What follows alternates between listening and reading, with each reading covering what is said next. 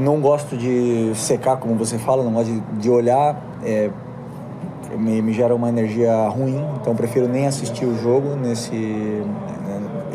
Fizemos a nossa parte, agora a pressão é deles, né?